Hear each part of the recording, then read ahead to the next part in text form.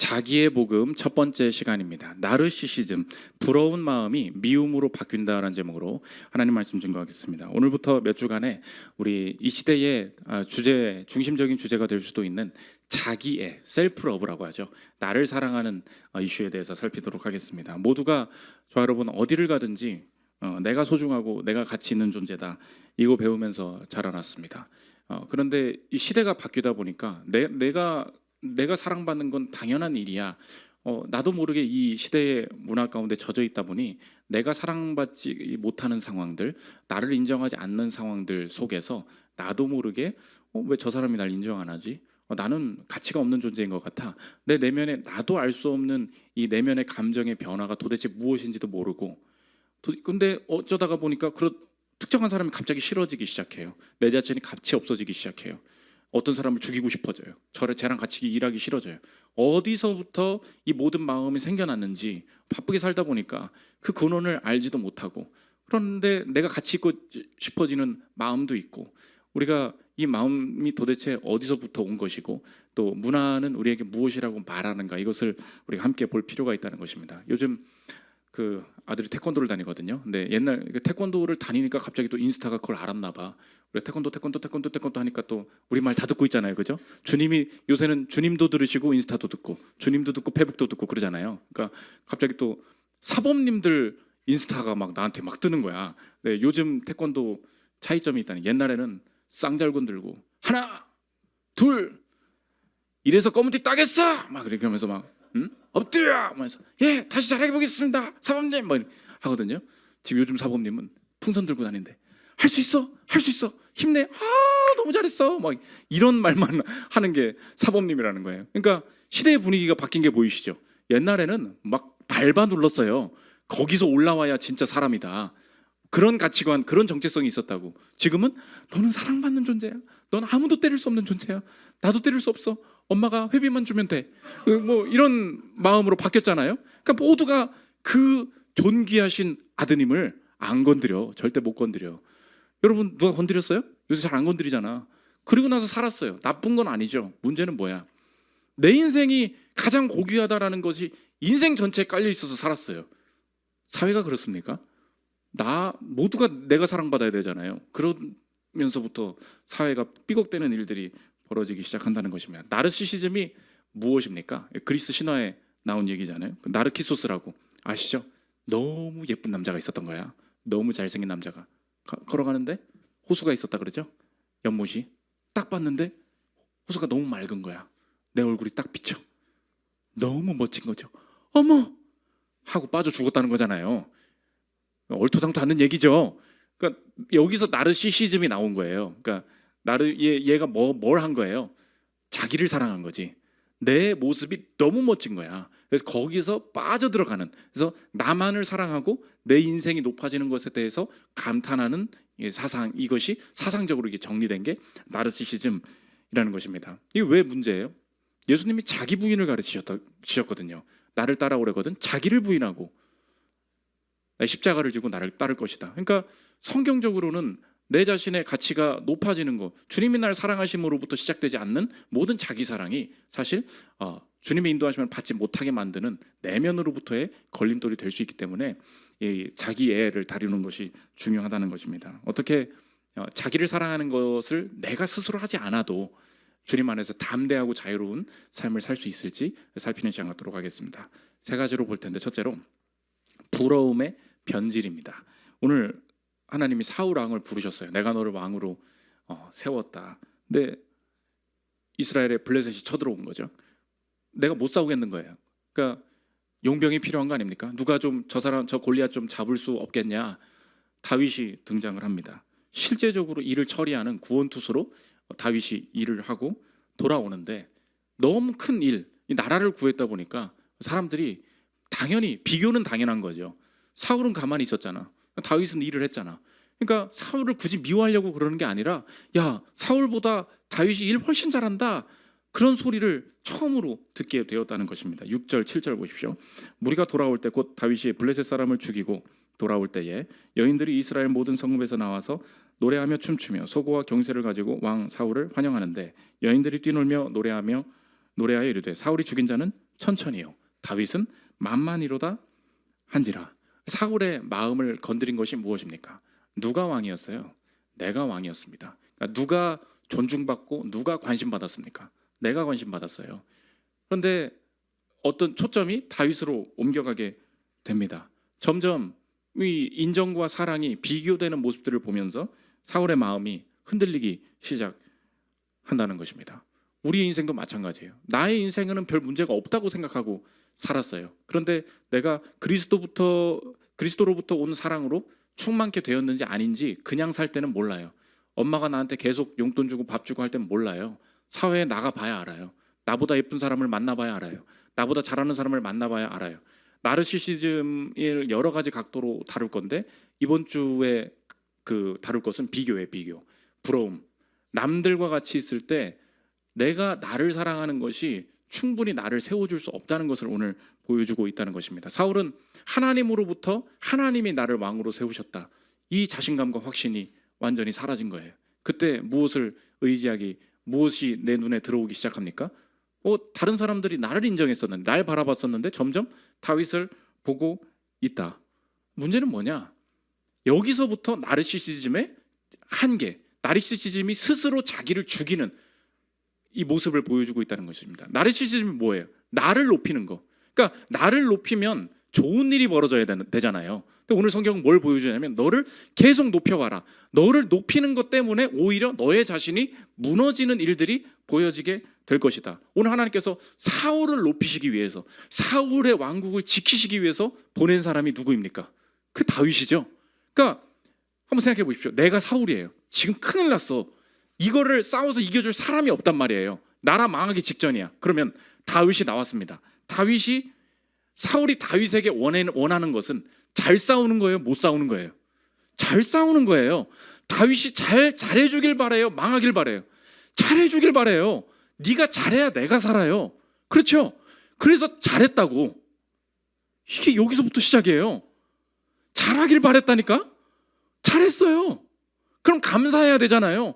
내가 살았구나, 너무 고맙다 해야 되는 거잖아요. 그런데 그 능력이 나의 위치를 위협하기 시작해요. 나를 향한 세상의 인정을 뺏어가기 시작해요.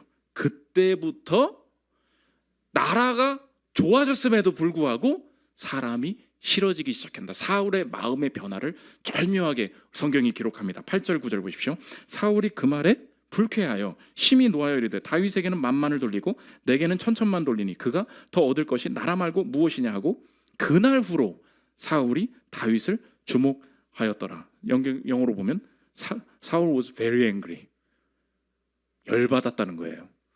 나라가 건짐을 받았는데 도대체 왜 화가 납니까? 이게 나르시시즘의 핵심이라는 것입니다. 특별히 자기를 사랑하는 것, 내가 나를 지켜내야 된다는 자기 사랑에 가득 차 있는 사람이 하나님께서 주신 세계를 누리지 못하는, 이 비교 안에서 나타나는 이 구원을 누리지 못하는 특징이 있는데, 오늘 제가 부제로 삼은 건데 정리하면 이것입니다. 나보다 잘하는 사람을 통한 도움을 밀어낸다는 거예요. 이게 나르시시즘의 핵심입니다. 뭐라고요? 하나님께서 나보다 잘하는 사람들을 열어두셨어요. 나보다 돈 많고 나보다 능력 있고 나보다 문제를 해결할 능력이 있는 사람들을 많이 주셨어요. 그런데 자기 사랑은 뭐예요? 나만 높아져야 돼요. 내가 제일 잘해야 돼요. 내가 제일 예뻐야 돼요. 내가 제일 높아야 돼요. 그러다 보니까 내 인생에 무너지는 것이 무엇입니까? 하나님께서 구원을 어떻게 주신다고요? 나보다 잘하는 사람을 통한 구원을 예비해 두셨거든요. 그런데 자기 사랑이 뭘 가려요? 잘하는 사람을 통한 구원을 없애버리기 시작한다는 것입니다. 그래서 날 도와주러 온 사람이 그때부터 죽일 존재로 바뀌게 돼요. 굉장히 신기합니다. 10절부터 보십시오. 그 이튿날 하나님께서 부리시는 악령이 사울에게 힘있게 내리매 그가 집안에서 정신없이 떠들어대므로 다윗이 평일과 같이 손으로 수금을 타는데 그때에 사울의 손에 창이 있는지라 그가 스스로 이르기를 내가 다윗을 벽에 박으리라 하고 사울이 그 창을 던졌으나 다윗이 그의 앞에서 2번 피하였더라. 다윗을 살려뒀다면 다음 싸움에서 또 이길 수 있었겠죠? 그게 보이지 않는 거예요. 나만 높아져야 돼요. 그래서 스스로 걷어차버리는 구원이 뭐예요? 나보다 잘하는 사람을 통한 구원을 내 스스로 걷어찬다. 이것이 나르시시즘의 핵심적인 문제가 된다는 것입니다. 하나님께서 일부러 그래서 다윗을 왜 두셨냐? 다윗을 통해서 너에게 구원이 임할 거야. 그거 인정해 하나님께서 일부러 두셨어요. 사울이 정신병이 걸렸었거든요. 그런데 언제 낫냐? 꼭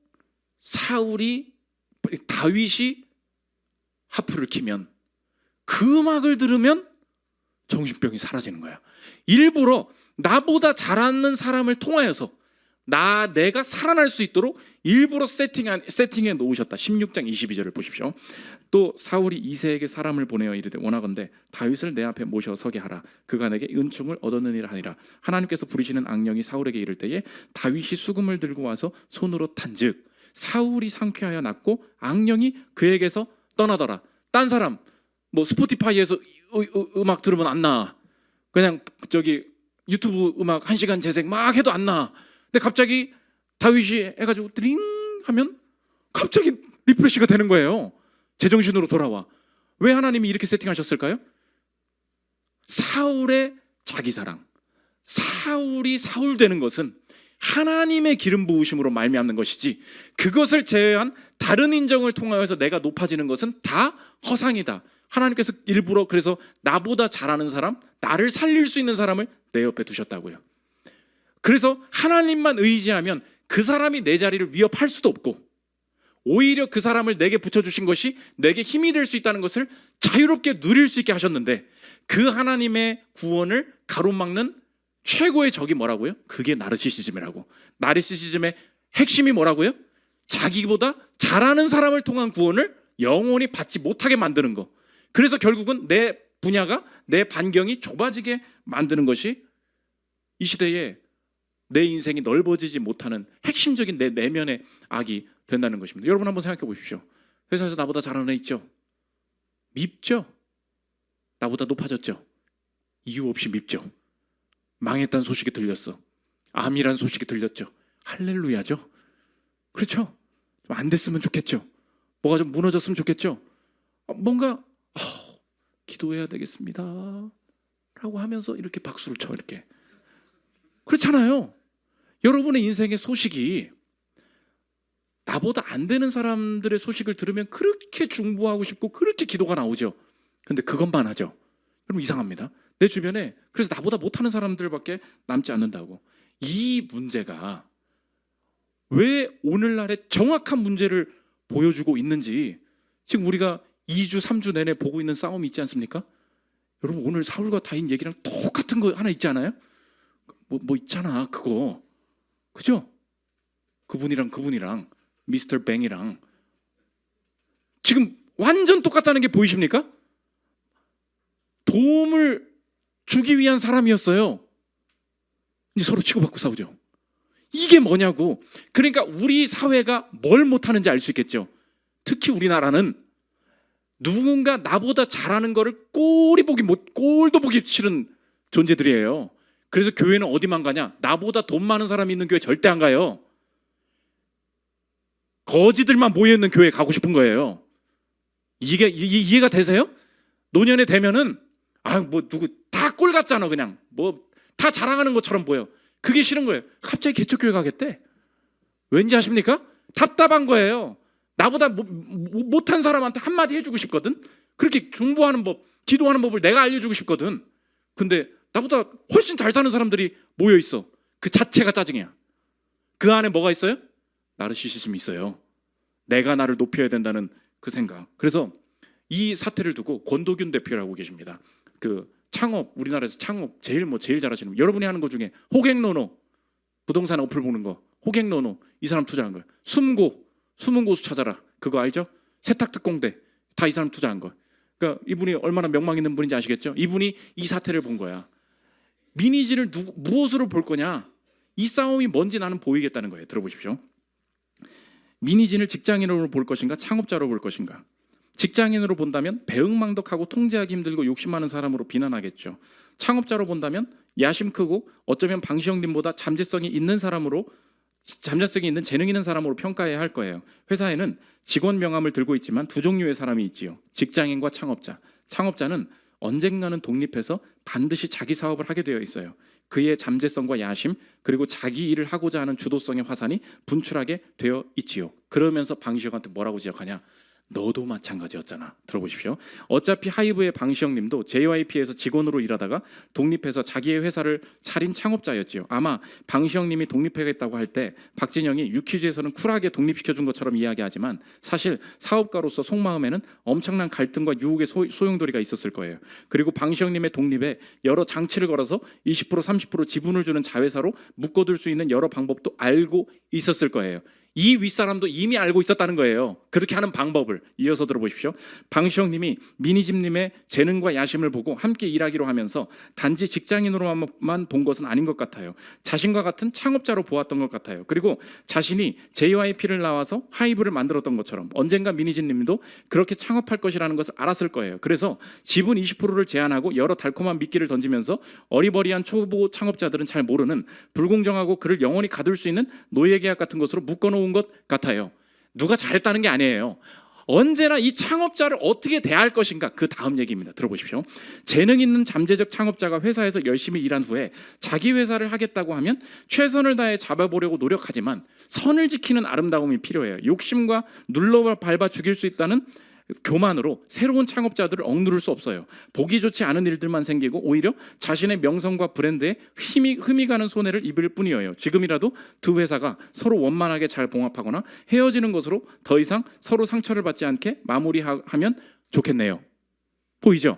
그러니까 누가 잘했다 잘못했다가 아니라 우리나라가 특별히 이 시대 사람들이 풀지 못하는 핵심이 이 자리에 있다는 거예요. 그건 뭐예요? 나르시시즘이에요. 나보다 잘 되는 사람, 그 사람이 오히려 내게 해를 입힐 것이다. 그래서 어떻게든 무너뜨려요. 어떻게든 견제해야 돼요. 그 사람을 잘해줄 수 있는, 잘하는 사람을 통한 구원, 잘하는 사람을 통한 성장, 잘하는 사람을 통한 번영이 이 나라에 절대 있으면 안 된다. 그 우리나라 특징이라는 거예요.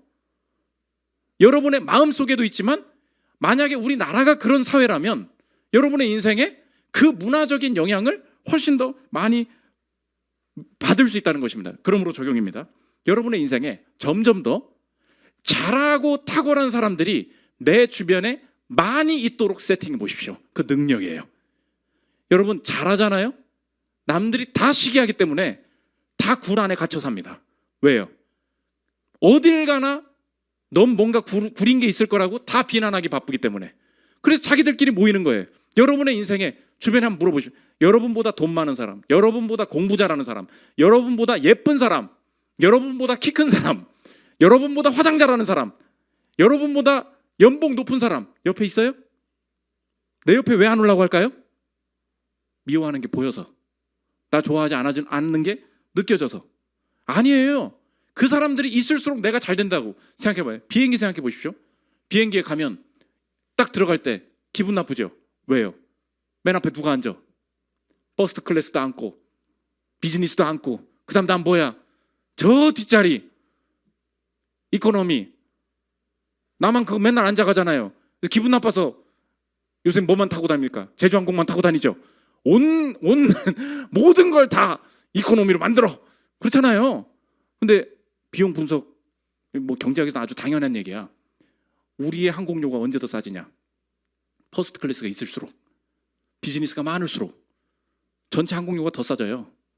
그러니까 부자가 많이 자기 돈을 쓸수록 우리의 전체적인 이게 비용이 줄어든다고. 그래서 올 여름에도 여행을 가잖아요. 그럼 내리면서 인사하고 내려요. 고맙습니다. 많이 돈을 써주십시오. 퍼스트 클래스 많이 타주십시오. 이렇게 돼야 되는 거예요. 이해가 되시죠? 우리나라에 부자가 많아야 돼요. 왜요?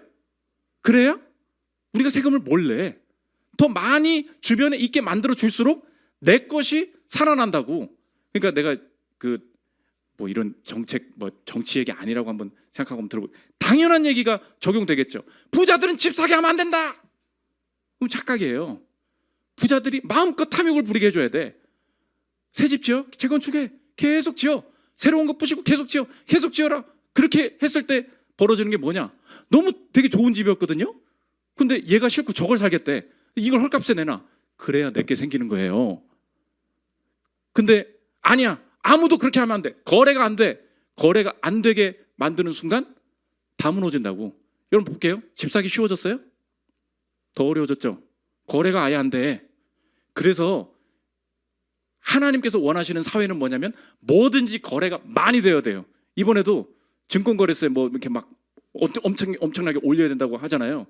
지금 기업가들은 다 망한 거예요. 막 세력이 어쩌고 막 한탕하고 들어가가지고 우리 주식시장이 망한다고 막 이렇게 하지만 누가 돈이라도 넣어줘야 돌아간다고. 여기서 세금 때리면 다 남대로 가겠죠. 돈 자체가 없어지는 거야, 나라에. 그러니까 우리 마음을 파고드는 생각이 뭐예요? 나르시시즘이야. 나보다 잘하는 사람, 나보다 돈 많은 사람은 이 자리에 있으면 안 된다는 거예요. 여러분 다시 한번 생각해 보십시오. 내 주변에 엄청 똑똑한 천재들 내 옆으로 다 모아야 돼. 우리 교회에서 누가 팀 모임 때 뭐 돈 많은 애가 왔어. 갑자기 쏘겠대. 막 박수 쳐야 돼. 이해되시죠? 누가 커피를 쏘겠대. 지가 뭐라고 뭐 커피를 이러지 말라고. 그럼 뒤 따로 문자 보내야 돼. 너무 고마워요 형제님. 너무 잘 먹었어요. 그럼 막 집에서 막 뭐 안 쓰는 게 막 나와. 막 집도 줘 그냥 막 알아서 살으라고. 꿈을 꾸라고. 우리 교회 얼마든지 웰컴. 그래서 잘 들어요. 가난한 자 웰컴. 그게 교회라 그러죠? 아니야. 다 같이 부자도 웰컴인 거예요. 예쁜 자 웰컴. 여러분 마음에 그거 다시 세. 제일 예쁜 사람을 제일 사랑해 주리라. 내가 못 간 커리어를 가고 있는 사람을 제일 사랑해 주리라.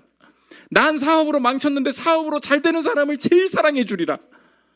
이게 나르시시즘을 이겨내고 나보다 잘하는 사람을 통해서 구원하시는 하나님의 구원을 경험할 수 있는 길이 된다는 것입니다. 오늘 왜 이렇게 흥분했냐? 내일 어린이날이니까 2번 부러움의 치유입니다. 어떻게 바뀌죠? 두 가지 생각하면 돼요. 첫째로 내 구원이 받는 구원이냐 이루는 구원이냐. 이게 구원의 핵심이에요. 구원을 어떻게 받냐? 사도행전 16장 31절 보십시오. 이르되 주 예수를 믿으라. 그리하면 너와 내 집이 구원을 받으리라 하고. 구원이 어떻게 와요? 네가 뭘 이루어 보라고 하지 않아요. 믿으면 구원을 받게 된대요. 구원은 얻는 거예요. 구원은 받는 거예요. 그럼 구원은 뭐가 아니에요? 이루는 게 아니에요. 그래서 맨 처음에 구원을 받기 위해서 인정해야 될 게 뭐냐? 나는 얻을 수 없는 존재입니다. 그리스도를 통한 구원을 내가 이뤄낼 수 없는 존재입니다. 여기서부터 인정해야 돼요. 예수님은 어떤 분이시냐? 나는 그 아래입니다. 인정하라는 거예요. 에베소서 1장 22절 보십시오. 또 만물을 그의 발 아래에 복종하게 하시고 그를 만물 위에 교회의 머리로 삼으셨느니라. 예수님을 뭐라 그래요? 머리야 머리. 나는 그 발 아래라고요. 그거 인정해야 구원이 온다는 거예요. 나는 못합니다. 근데 그분은 영단번의 제사로 내 인생을 단번의 제사를 드리죠. 나는 못합니다. 나는 아래입니다. 그분이 위십니다. 또 나는 못합니다. 근데 그분은 하셨습니다. 이것도 인정하라는 거예요. 히브리서 10장 11절 보십시오. 제사장마다 매일 서서 섬기며 자주 같은 제사를 드리되 이 제사는 언제나 죄를 없게 하지 못하거니와 오직 그리스도는 죄를 위하여 한 영원한 제사를 드리시고 하나님 우편에 앉으사 그 후에 자기 원수들을 자기 발등상이 되게 하실 때까지 기다리시나니 그가 거룩하게 된 자들을 한 번의 제사로 영원히 온전하게 하셨느니라. 이거를 신학적인 말 영단번 그래요. 한 번 했는데 영원히 유효하다고. 우리가 제사장이 날마다 드리는 것으로는 절대 안 돼. 근데 그분은 단번에 자기가 십자가에서 자신이 제물이 되심으로 영원히 우리의 구원을 이루어 주셨다. 우리는 못해요. 그분은 하세요. 그분은 머리예요. 우리는 아래예요. 그거 인정하면 구원이라고. 구원은 받는 거예요. 이룰 수가 없어요. 그때 그것을 알 때 현실적인 우리의 인생의 이 나르시시즘도 벗어날 수 있다는 것입니다. 이루는 구원을 뭐라 그래요? 율법주의라 그러죠. 내 인생에 이것을 받아들이지 못하면 나도 모르게 내 안에 율법주의, 이루는 구원이 살아서 역사한다는 것입니다. 어떤 남자가 20대 때 열심히 친구랑 놀았는데 갑자기 이 친구가 일찍 결혼해서 가정을 꾸리게 되었다는 거예요. 축하해 했는데 어느 날 갑자기 얘가 얘가 결혼했다는 사실이 너무 신경 쓰이고 너무 싫더라는 거야. 안 됐으면 좋겠는 마음이 막 생기더라는 거야, 내 마음에. 아니 나랑 너무 친한 친구인데 얘가 나보다 먼저 결혼한 거에 대해서 내가 왜 이렇게 마음이 힘들지? 내가 왜 얘가 막 안 되기를 바라는 마음이 어떻게 이런 마음이 나한테 들지? 이게 너무 이상하다는 거예요. 샌디 호치키스가 쓴 나르시시즘의 심리학의 얘기입니다. 들어보십시오. 나와 함께 같은 프로그램을 수행하는 사람이 있는데 그 사람 때문에 미치겠습니다. 그런데 이유를 모르겠어요. 그는 사실 아주 괜찮은 친구입니다. 그리고 벌써 결혼했고요. 그런데 어떤 이유에서인지 그 친구가 결혼했다는 사실이 신경에 거슬립니다. 저 친구도 클럽을 전전하며 여자들에게 추곤되던 시절이 그리울 거야 라는 생각이 머릿속을 떠나지 않아요. 무슨 말이냐 하면 우린 동갑이거든요. 그런데 나는 여전히 밖에서 재미를 보고 그 친구는 이제 유부남이니까요. 그 친구가 결혼을 했든 말든 내가 왜 신경을 쓰는 걸까요? 왜 그런 일로 내가 그 친구를 업신여기려 드는 걸까요? 심리학으로서는 막 분석을 했어요. 분석이 뭔지 아십니까? 이 사람의 내면에 살아 숨쉬고 있는 율법주의가 하나 있었다는 거예요. 그게 뭐냐? 20대 남성에게 평범함에 기대하는 자신의 부모의 요청이 있었다는 거예요. 부모가 내 내면에서 끊임없이 이렇게 말하더라는 거예요. 그 결혼한 친구를 볼 때마다 너는 왜 아직도 그 모양이니? 너는 왜 아직도 저렇게 못하고 있니? 라는 말이 내 옛날 부모님이 지금까지 했던 말이 여전히 내가 20대에도 안에서 살아 숨쉬더라는 거예요. 내가 왜 클럽 다니면서 내 마음대로 살았냐? 이렇게 해라라는, 이렇게 이루어야 된다라는 구원이 부모로부터 나한테 주어졌죠. 그러니까 내 인생엔 이거밖에 없는 거예요. 나 이렇게 하기 싫어 라고 내 마음대로 살았어요. 그런데 남이 그렇게 행하는 사람들을 본 거야. 그러다 보니까 내 마음에 순간적으로 드는 생각이 뭐예요? 내 안에는 여전히 율법주의가 있었던 거죠. 엄마로부터 온 율법주의. 엄마가 원하는 게 뭐예요? 빨리 결혼해서 가정 꾸려라. 나는 그것을 아직 저 친구에 비해서 이루지 못한 존재다 라는 열등감과 압박감이 내 안에 여전히 있었던 거죠. 이거 어떻게 풀어요? 이거 복음으로밖에 못 푼다는 거예요. 여러분, 그래서 구원은 받는 것이지 이루는 것이 아니라는 것을 인정할 때 내 인생에 참된 치유가 무엇이냐? 이루는 구원으로부터 벗어날 수 있게 된다는 것입니다. 여러분의 인생에 나도 내 내면에 아직도 가지고 있는 이루는 구원에 대한 압박감이 있어요. 우리 부모가 나한테 원하는 게 있죠. 그리고 내 스스로 내가 세운 목표가 있죠.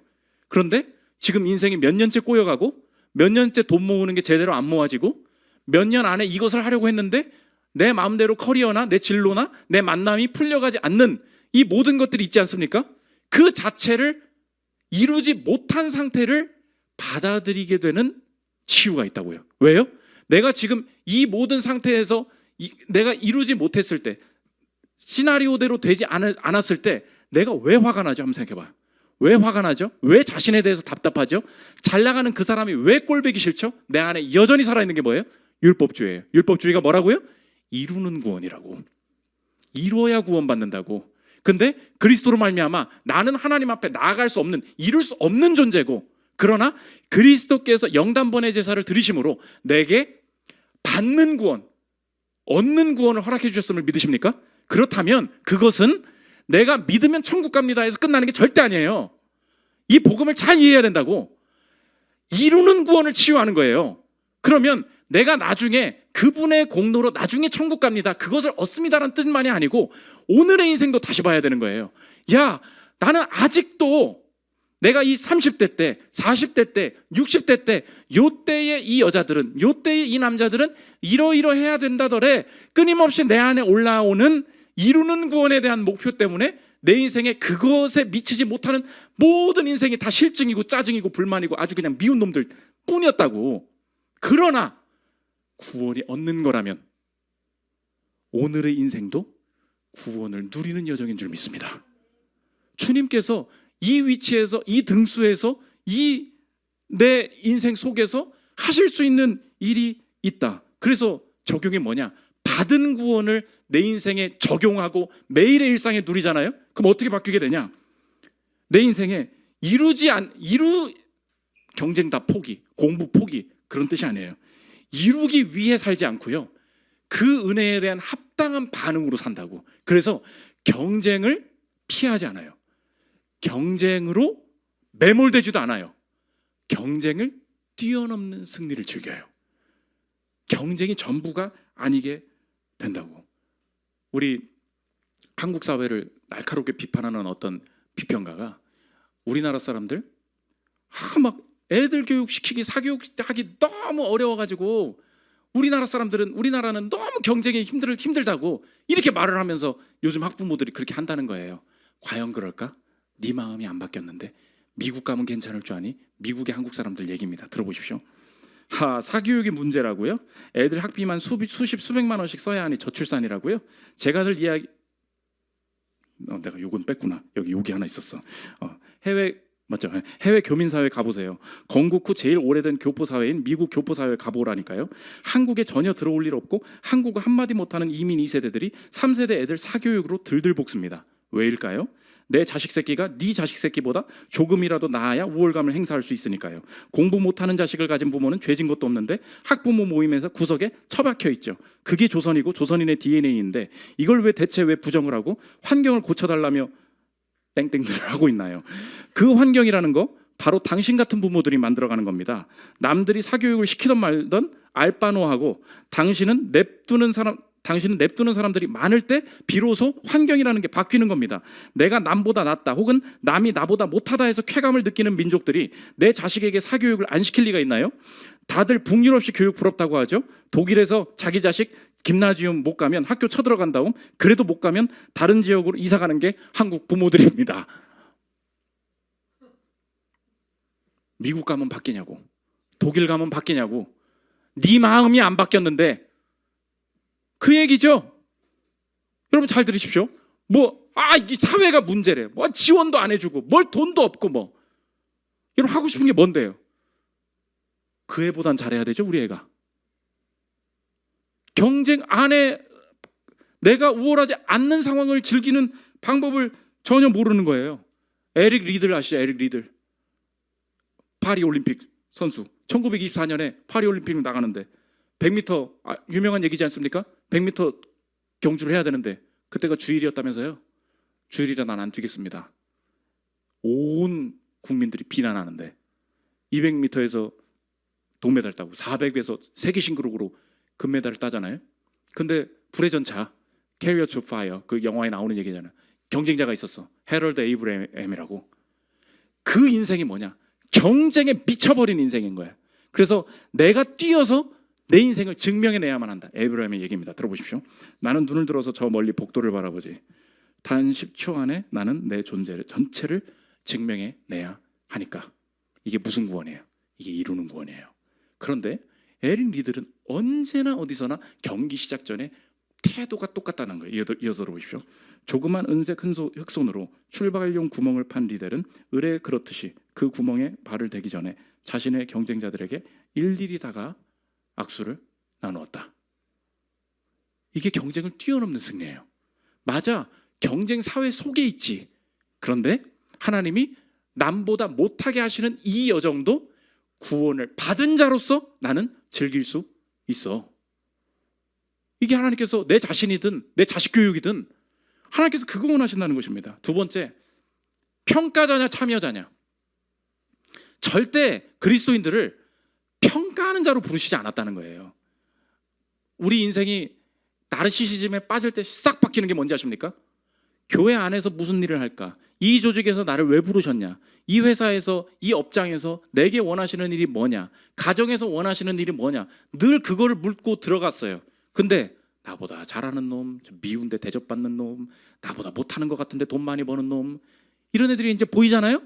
그때 이제 내 마음이 확 바뀌는 게 뭔지 아십니까? 나는 참여자였어요. 어떤 역할을 할까? 갑자기 평가자로 바뀌어요. 근데 예수님이 이 땅에 오셔서 하신 일이 뭐예요?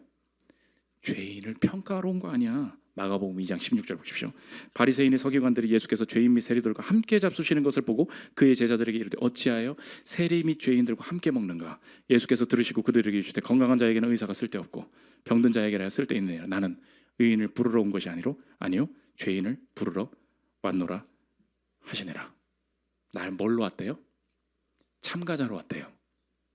내가 니네 평가하러 이 땅에 온 거 아니야. 여러분의 인생에 구원이 어떻게 펼쳐지는지 아십니까? 내가 평가하면서 저 목사님은 어떻고 우리 사장님은 어떻고 우리 팀장은 아주 그냥 싹수가 노랗고 그 분석을 옆에서 이렇게 여러분 즐거워해주고, 여러분 그게 지옥길이에요. 나는 끝까지 퇴사하는 그날까지 뭐예요? 참여자예요. 이 더러운 죄인들이 많이 있는데 나도 죄인으로 이 자리에 부름받았는데 어떤 역할 하시기를 원하십니까? 참여자의 모습이 나르시시즘을 벗어난 자의 모습이라는 것입니다. 마지막 세 번째, 부러움의 역전입니다. 예수님이 어떻게 죽였냐? 나르시시스트들 때문에 죽었다. 분명히 기록합니다. 마가복음 15장 10절 보십시오. 이는 그가 대제사장들이 시기로 예수를 넘겨준 줄 알미러라. 왜 넘겼대요? It was out of envy. 저놈이 인기를 얻는 게 더 싫은 거야. 예수가 잘못해서가 아니에요. 왜 제일 따라다녀? 그게 마음에 들지 않아서 죽였다. 우리 인생도 그럴 수 있죠. 목사님, 내가 그런 방식으로 살면 이런 놈들이 나한테 와가지고 막 음해하고 나 깎아내리고 나 못한다고 비난하고 평가하고 내 앞길 막는 사람들이 얼마나 많은지 아십니까? 예수님 보장해 주시는 게 뭐냐? 너 살 거라는 거예요. It was out of envy. 근데 예수님이 이 길을 그대로 걸어가셔서 망하실 줄 알았는데 마지막 말씀이 뭐예요? 다 이루었다. 그래서 예수님의 구원만 유일하게 이루는 구원이죠. 그죠? 예수님이 이 시기로 예수님 죽이려고 할 때 예수님이 끝까지 사랑하신 게 무엇입니까?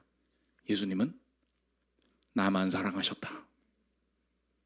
그 사랑의 확신이에요. 나르시시스트들이 언제 회복되고 여러분이 나르시시스트가 아니더라도 순간순간 그 자기를 내 스스로 사랑함으로써 나를 높이고 남을 낮춤으로써 나를 사랑하려는 이 유혹을 언제 벗어나는지 아십니까?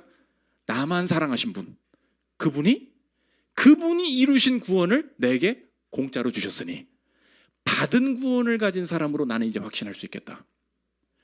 내가 나를 높이는 방식으로서 경쟁에 이기는 방식으로서만 살았더니 경쟁에 지고 인정받지 못하는 내 모든 99%의 삶은 의미가 없는 삶이 돼버렸어요. 주님 날 건져주셔서 감사합니다. 내가 나르시시스트로 살았다면 어딜 가나 이기려고 어딜 가나 인정받으려고 살다가 그렇지 못한 내 인생의 영역은 다 다크하고 다 우울하고 다 망한 것처럼 보일 뻔했는데 주님이 받은 구원, 얻은 구원을 허락하심으로 말미암아 내가 이 자리에서 탑의 포지션에 있지 않을 때에도 여전히 주님은 내 인생에 주실 유익이 있고 나보다 잘하는 사람을 통하여서 오히려 나를 일으키실 구원도 남아있음을 믿겠습니다.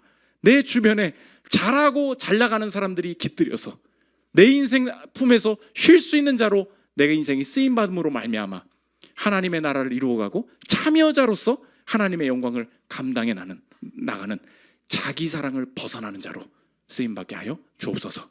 이 거룩한 걸음이 내 인생에 경험되는 저여러분들 되시기를 기도합니다. 우리 찬양하고 기도하는 시간 갖도록 하겠습니다.